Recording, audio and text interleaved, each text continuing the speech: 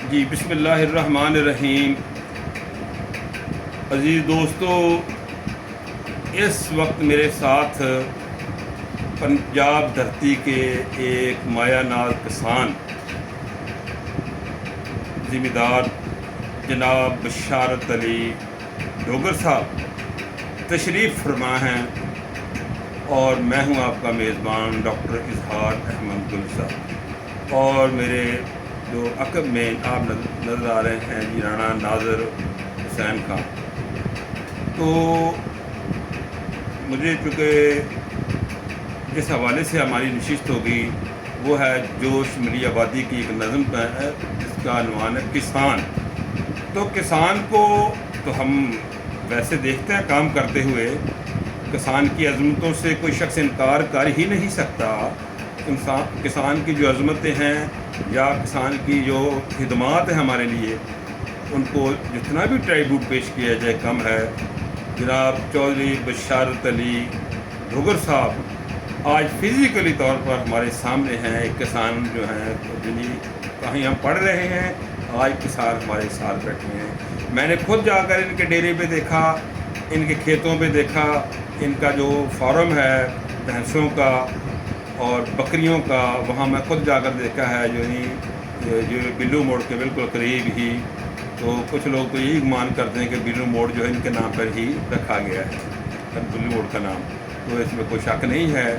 جتنی خدمات ان کی ہیں، اور بھینسیں، گائے، بچھڑے آگے ان کے، بکریاں، ان کے آگے بچے، تو بے شمار، پھر اس کے علاوہ مرغیاں، ایک عجیب سا سما ہے۔ تو میں کہتا ہوں وہاں جا کر بندہ ایک علیحدہ دنیا میں چلا جاتا ہے۔ اچھا جی، یہ کسان کے حوالے سے ہماری گفتگو ہے۔ جو صاحب ہم آپ کو خوش آمدید کہتے ہیں آج ہمارے اسٹوڈیو میں تشریف لائے۔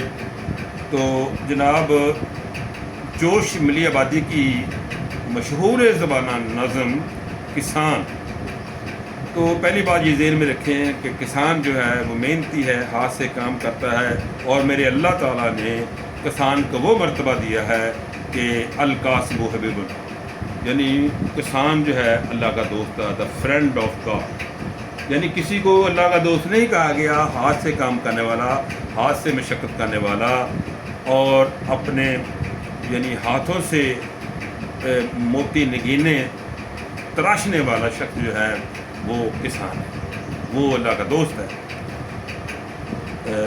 جوش ملی آبادی کی نظم کے اشعار کہ جٹ پٹے کا نرم رو، دریا شفق کا اضطراب، کھیتیاں میدان خاموشی غروب آفتاب۔ اس میں جو اس نظم میں کسان کو خراج تحسین پیش کرتی ہے جوش ملی آبادی، کہتے ہیں کہ شام کے وقت دریا بہتا ہے تو اس کی روانی بڑی قابل دید ہوتی ہے۔ دریا کا پانی بڑی دھیمی رفتار سے چل رہا ہوتا ہے، ہر طرف خاموشی پہرا دے رہی ہوتی ہے، آسمان پر پھیلی سرخی کے اندر بے قراری اور اضطراب پایا جاتا ہے۔ آسمان پر شام کے وقت یہ حسین مناظر آنکھوں کو بہت بھلے لگتے ہیں۔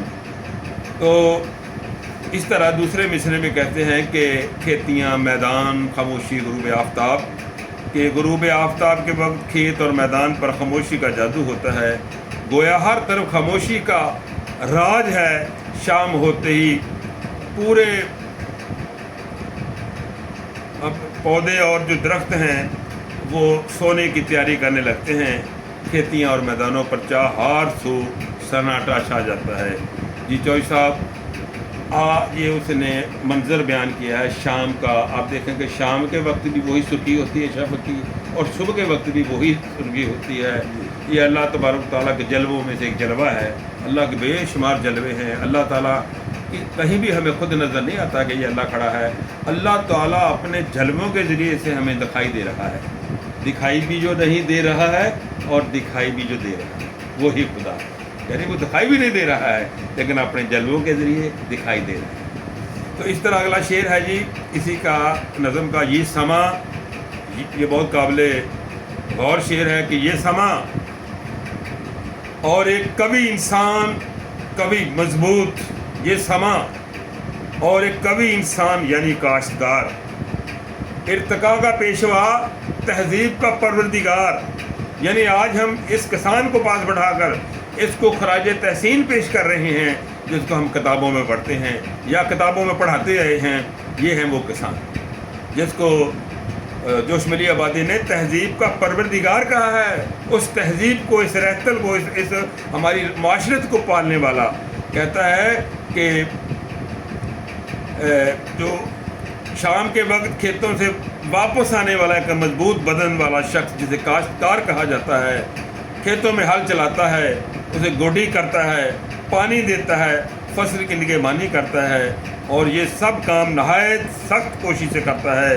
زمین کے سینے کو ہل سے چیر کر نرم کرتا ہے، اس میں بیج بوتا ہے، دن رات اس کے لیے محنت کرتا ہے. محنت کا شیریں پھل فصل کی صورت میں پاتا ہے، خود بھی کھاتا ہے اور دنیا کو بھی کھلاتا ہے. حفیظ جلندری نے کیا خوبصورت خراج تحسین پیش کیا ہے کسان کو. اسی سے تو لیتا ہے سارا جہان، اسی سے تو لیتا ہے سارا جہان، بڑا محنتی ہے بہادر کسان. اور دوسرا اس کا بسرا جو ہے کہ ارتقا کا پیشوا، تہذیب کا پروردگار. اس میں کسان کو انسانی ترقی کا معمار، انسانی ترقی کا معمار اور فنکار قرار دیا ہے. وہ کہتے ہیں کہ کسان بڑا ہی محنت، بڑا ہی سخت جہاں اور باکمال صلاحیتوں والا انسان ہے.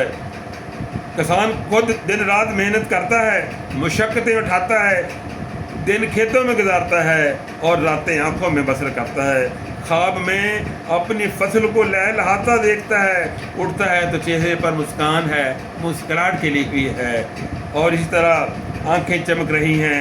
اصل میں شاید یہ کہنا چاہتے ہیں کہ یہ کسان ہی کی ذات ہوتی ہے جو ساری دنیا کی ترقی اور خوشحالی کے لیے اور تہذیب کو پروان چڑھانے کے لیے اپنی تمام تر صلاحیتوں کو استعمال کرتی ہے. تو میرے عزیزو، آج کی اس نشست میں ہم کسان کو ٹرائیبیوٹ پیش کر رہے ہیں، کسان کو ہم سلام عقیدت پیش کر رہے ہیں. اور بلو صاحب کے آپ دیکھ رہے ہیں صحت کس قدر ہے، اور یہ اگرچہ کمزور نحیف جسم کا ایک پتلا انسان ہے، لیکن اپنے ارادوں، اپنے محنت مشقت کی وجہ سے قوی بہادر انسان ہے. تو آج کی اس نشست میں ہم ان کو سلام عقیدت پیش کرنے کے لیے بیٹھے ہیں. اب ملتے ہیں اگلے سیگمنٹ میں اگلے اشعار کے ساتھ.